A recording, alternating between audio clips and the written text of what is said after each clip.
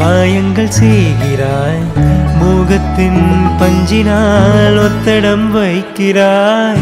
இமைக்கும் பொழுதில் இதயம் தொலைத்தேன், எனக்குள் விழுந்தேன், உனக்குள் எழுந்தேன். காதல் நீரிலே மூழ்கி போகிறேன், கையை நீட்டவா கரையில் சேர்க்கவா. காதல் ஒன்றே மிக உயர்ந்தது, அதை வானம் அண்ணாந்து பார்க்கும்.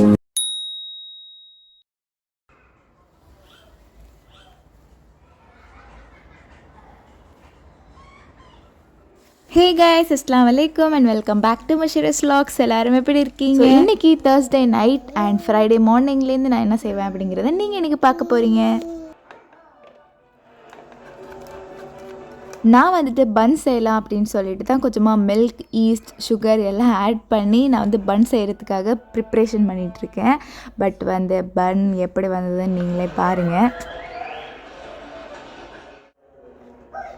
டோலாம் நல்லா பிணைஞ்சி வச்சு ஒரு 2 ஹவர்ஸ்க்கு கம்மியாக, 2 ஹவர்ஸ் எக்ஸாக்டாக சொல்ல மாட்டேன், ஏன்னா அதுக்குள்ளே என்னோடய ஹஸ்பண்ட் வந்துடுவாங்கன்னு சொல்லிட்டு நான் வந்து 2 ஹவர்ஸ்க்கு கொஞ்சம் கம்மியாக வந்துட்டு ரெஸ்ட் பண்ண வச்சுருந்தேன். என்கிட்ட பேக்கிங் ஓவன் இருக்கிறதுனால தான் இதெல்லாம் பண்ணணும்னு ஒரு மாதிரி ஆசையாக இருந்தது. சரி ட்ரை பண்ணுவோமே அப்படின்னு சொல்லிட்டு யூடியூப்பில் ரெசிபி பார்த்து தான் நான் பண்ணிகிட்டு இருந்தேன். லாஸ்ட் டைம் பார்த்தீங்கன்னா நான் கார்லிக் சீஸ் பிரெட் பண்ணியிருந்தேன். பட் ஃபர்ஸ்ட் டைம் பண்ணதுனால எப்படி வரப்போகுதுன்னு தெரியாததுனால நான் வீடியோ ஷூட் பண்ணலை. பட் உண்மையிலேயே சூப்பராக வந்திருந்தது.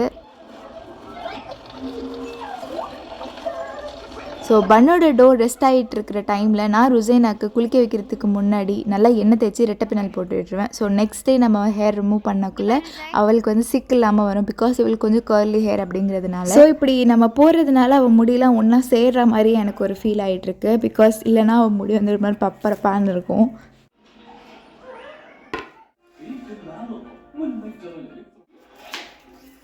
ஸோ நெக்ஸ்ட் பார்த்திங்கன்னா ஃப்ரைடேக்கு என்ன பண்ணுறது சமையல்னு தெரியாமல் முழிச்சிட்டே இருந்தேன். அப்புறம் என்னோடய ஹஸ்பண்ட்கே கால் பண்ணி கேட்டிருந்தேன். அவங்க பிரியாணி போடுன்னு சொல்லிட்டாங்க. ஸோ எங்கிட்ட சிக்கன் இருந்தது, சிக்கன் பிரியாணி தான். அதுக்கு ஃபஸ்ட் நம்மக்கிட்ட இருந்த ஆனியனை நான் எல்லாத்தையும் அரிஞ்சிக்கிட்டேன். பிகாஸ் வீக்லி ஷாப்பிங் வந்தோடனே நம்ம ஷாப்பிங் போவோம். அதுக்கு முன்னாடி கரெக்டாக எல்லாமே தீந்துடும்.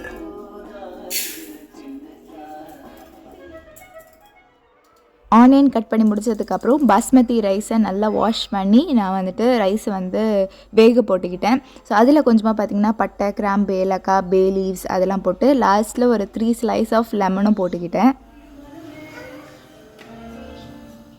எனக்கு பார்த்திங்கன்னா பிரியாணி அவ்வளோவா இஷ்டமே கிடையாது. பிரியாணி லவர்ஸ்லாம் நீ காலி பண்ணிடாதீங்க. பட் உண்மையை நான் சொல்கிறேன், எனக்கு பிடிச்ச ஒரே பிரியாணினா அது வந்து கல்யாண பிரியாணி மட்டும்தான். வேறு கடை பிரியாணி வாங்கினாலுமே எனக்கு பெருசாக இன்ட்ரெஸ்ட் கிடையாது. அதுலேயுமே பிரியாணி மசாலா போட்டு செய்கிற பிரியாணிஸ் வந்துட்டு எனக்கு இன்னும் சுத்தமாக பிடிக்கவே மாட்டேங்குது. அதனால நான் இன்றைக்கி வந்துட்டு பிரியாணி மசாலா போடாமல் செய்யலாம் அப்படின்ட்டு தான் ஜப்பார் பாய் பிரியாணி ரெசிபி பார்த்து பண்ணேன். கொஞ்சம் ஓனாகவே தான் பண்ணேன், ஃபுல்லும் அவங்க ரெசிபின்னு சொல்லிட முடியாது. பிரியாணி பண்ணுறதுல என்னங்க ரெசிபி? ஸோ ஃபர்ஸ்ட் நம்ம தக்காளி, புதினா, மல்லி எல்லாத்தையும் நான் ஒன்றா மிக்ஸ் பண்ணி அதுலேயே கொஞ்சம் இஞ்சி பூண்டு பேஸ்ட்லாம் போட்டு நல்லா மிக்ஸ் பண்ணி விட்டுக்கிட்டேன். அப்புறம் பிரியாணி மசாலா வந்துட்டு குக்கர்லேயே பண்ணிவிடுவோம் அப்படின்னு கொஞ்சமாக ஆயில், ஆனியன், பட்டை, கிராம்பு, ஏலக்காய், பே லீவ்ஸ் அதெல்லாம் போட்டு லாஸ்ட்டில் நம்ம அரிஞ்சு வச்ச ஆனியன்ஸ் எல்லாத்தையும் நம்ம க்ரன்ச் பண்ணி போட்டாச்சு.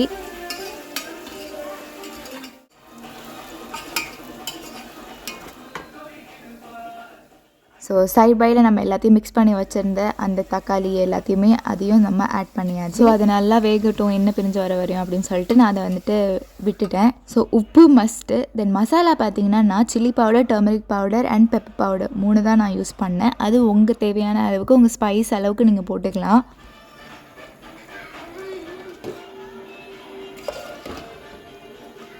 சீரியஸ்லி நான் வேறு எந்த மசாலாவும் ஆட் பண்ணவே இல்லை. உண்மையிலே பிரியாணி இந்த டைம் ரொம்ப சூப்பராகவே தான் வந்தது. தென் வாஷ் பண்ணி வச்சுருக்கிற சிக்கனையும் ஆட் பண்ண போகிறேன். எப்போதுமே பிரியாணி நல்லா தான் இருக்கும் பிரியாணி மசாலா யூஸ் பண்ணாலுமே. பட் எனக்கு என்னமோ பிரியாணி மசாலா எக்ஸ்ட்ரா டேஸ்ட் கொடுக்குற மாதிரி ஒரு ஃபீல். பட் இந்த டைம் பார்த்திங்கன்னா ரொம்ப சட்டலாக நார்மல் பிரியாணி டேஸ்ட்டில் இருந்தது. ஸோ எல்லாத்தையும் நல்லா மிக்ஸ் பண்ணி விட்டுட்டு குக்கரையும் முடி வெயிட்டையும் போட்டு நல்லா வேகட்டும்னு விட்டாச்சு. அண்ட் சைட் பையில் நம்மளோட ரைஸ்மே எப்போயோ வந்து ஆயிடுச்சு. ஸோ அது நல்லா வடித்து விட்டுடலாம் அப்படின்னு அதுதான் பண்ணிகிட்டு இருந்தேன். பட் பிரியாணி ரெண்டுமே நம்ம வந்து செஞ்சு வச்சாச்சு. மார்னிங் தான் அது ரெண்டுத்தையும் நான் மிக்ஸ் பண்ண போகிறேன். ஸோ அது வந்துட்டு நான் சைட் பையில் வச்சு அதை முடிச்சதுக்கப்புறம் டோ நல்லா ஆயிடுச்சு. பட் டபுள் த சைஸ் ஆகலை. எனக்கு அப்போவே தோணுச்சு சம்திங் இஸ் ராங்னு.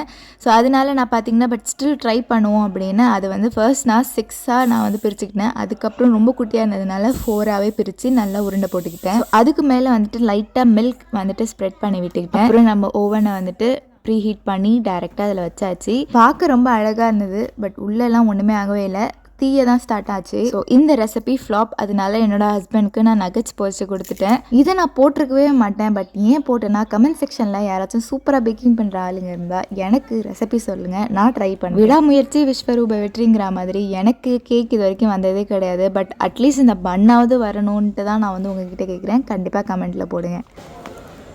இந்த இருக்குது இந்த ரஸ்க்கு. அப்புறம் வீட்டில் ஸ்நாக்ஸ் தீந்து போச்சுங்கிறதுனால நாங்கள் பின்னாடி மதினாக்கு போய் ஷாப்பிங் பண்ண போனோம். ஸோ ஃபர்ஸ்ட் நைட் தோசை சாப்பிட்ணுங்கிறதுக்காக தோசை மாவு எடுத்தாச்சு. அப்புறம் பார்த்தீங்கன்னா குனாஃபா சாக்லேட் இங்கேயே வந்தது, பட் நான் லாஸ்ட் டைமே சொல்லியிருந்தேன் வாங்கணுன்னு, பட் வந்து மிஸ் ஆகிட்டே இருக்குது. தென் இதெல்லாம் பார்த்தீங்கன்னா இந்த சிப்ஸ்லாம் என்னோட சைல்ட்ஹுட்டை தான் ஞாபகப்படுத்து. நிறைய ஐட்டம் நான் வந்துட்டு அங்கே எங்கேன்னு பார்க்குறப்போ என்னோட சின்ன வயசு ஞாபகங்கள் வந்துடும். நாங்கள் சவுதியில் என்னென்னலாம் திம்போம் அப்படின்னு சொல்லி அப்புறம் ஒரு ஐஸ்கிரீமை வாங்கிட்டு வருவோம் அப்படின்னு விலை எவ்வளோன்னு பில் போட்டு பார்த்துட்டு நாங்கள் வாங்கிட்டு வந்திருந்தோம். நெக்ஸ்ட் டே ஃப்ரைடே மார்னிங் பார்த்தீங்கன்னா 5:30க்கெலாம் எப்போதுமே நம்ம எந்திரிச்சிடுறது, ஃப்ரைடே மட்டும் கிடையாது. ஸோ எந்திரிச்சு நம்ம பிரியாணி மசாலாவை வந்துட்டு நல்லா வந்து ஹீட் பண்ணிகிட்டு இருந்தேன். சைட் பையில் நம்மளுக்கு பிரியாணிக்கு ரைத்தா வேணும். ஸோ ஆல்ரெடி ஆனியன் நான் நைட்டே அரிஞ்சு வச்சுட்டேன். ஸோ அதில் கொஞ்சமாக குக்கும்பரையும் ஆட் பண்ணி நான் வந்து ரைத்தா ரெடி பண்ணி வச்சுக்கிட்டேன். அண்ட் நம்ம மசாலா நல்லா ஹீட் ஆனதுக்கு அப்புறம் பார்த்திங்கன்னா ரைஸை வந்துட்டு நான் இந்த மசாலாவில் நல்லா ஆட் பண்ணிகிட்டு இருந்தேன். ஸோ ஃபுல் ரைஸையும் நல்லா மசாலாவில் ஆட் பண்ணிவிட்டு ருசைனாக்கு மட்டும் கொஞ்சமாக ஒயிட் ரைஸ் தனியாக எடுத்து வச்சுட்டேன். தென் மசாலாவோடு இந்த ஒயிட் ரைஸை நல்லா மிக்ஸ் பண்ணி எடுத்துக்கிட்டேன்.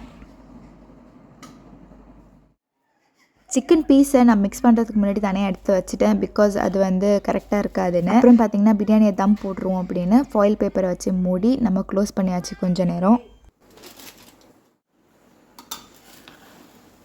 அப்புறம் நம்ம பிரியாணி நல்லாவே ரெடி ஆகிடுச்சு. தென் என் பிள்ளை பார்த்திங்கன்னா அப்போவே எந்திரிச்சு ஒரே அழுவை, அதோட தூக்கி வச்சுட்டு தான் வேலை பார்த்துட்டு இருந்தேன்.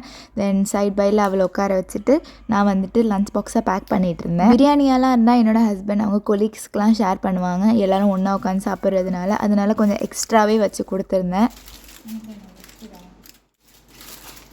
முடிஞ்ச அளவுக்கு பிரியாணி சூடாகவே இருக்கிற மாதிரி நான் என்ன பண்ணேன்னா ஃபாயில் பேப்பரை லஞ்ச் பாக்ஸ்லேயே வச்சு மூடி க்ளோஸ் பண்ணி கொடுத்துருந்தேன்.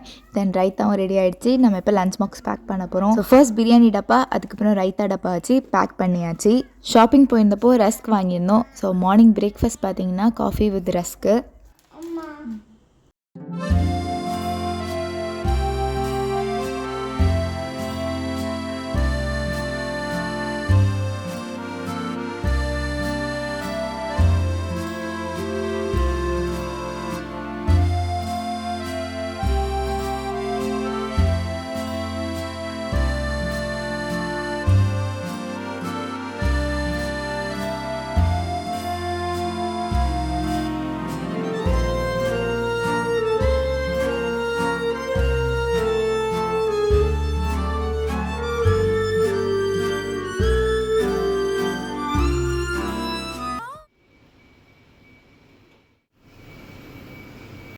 என்னோட ஹஸ்பண்டும் கிளம்பி ஆஃபீஸ் போயிட்டாங்க.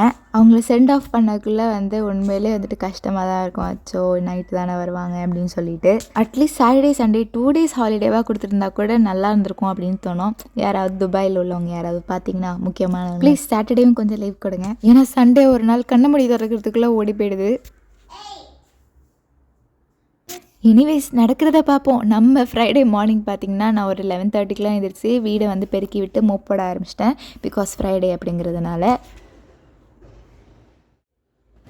அங்கங்கே துணிலாம் கிடந்தது, அதெல்லாம் ப்ராப்பராக எல்லாத்தையும் எடுத்து வச்சுட்டு வீடை வந்துட்டு பாங்சோரத்துக்குள்ளே க்ளீன் பண்ணி வச்சிடணும் அப்படின்னா டக்கு டக்குன்னு பண்ணிகிட்டு இருந்தேன்.